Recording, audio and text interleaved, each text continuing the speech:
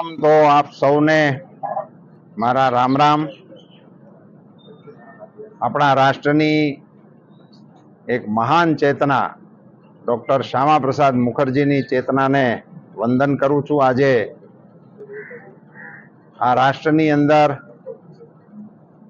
એક નિશાન એક વિધાનનું સૂત્ર આપીને આઝાદી પછી જે ખૂબ મોટી લડાઈ લડ્યા અને જેને કારણે આજે કાશ્મીર આપણી સાથે જોડાયેલું છે એવા પરમ શ્રદ્ધેય શ્યામા પ્રસાદ મુખર્જીને સ્મરણ કરીએ, એમના બલિદાનને યાદ કરીએ, એમની રાષ્ટ્ર પ્રત્યેની કરેલી સેવાઓને વંદન કરીએ। આજે અહીંયા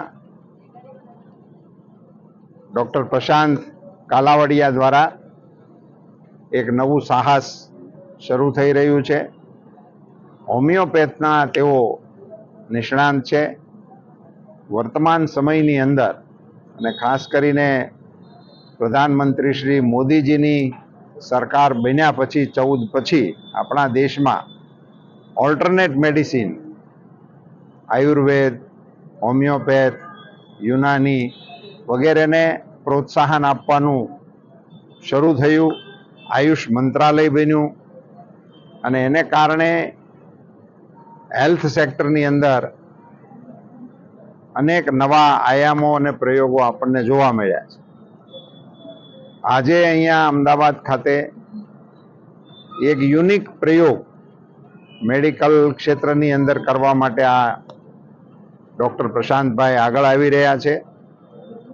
એક પ્રકારની એવી વ્યવસ્થા અહીંયા એ ઊભી કરવા જઈ રહ્યા છે જેના માધ્યમથી બ્યુટિફિકેશન અને સ્કિન ડિઝીઝ ને લગતી સારવાર તો ઉપલબ્ધ થશે જ, સાથે સાથે અન્ય ક્ષેત્રના તજજ્ઞોને પણ આ મેડિકલ સેન્ટરના અંદર, આપણે એને ઓપીડી કહીએ છીએ, કન્સલ્ટેશન કહીએ છીએ, એ કરવા માટેની સુવિધા પણ અહીંયા છે।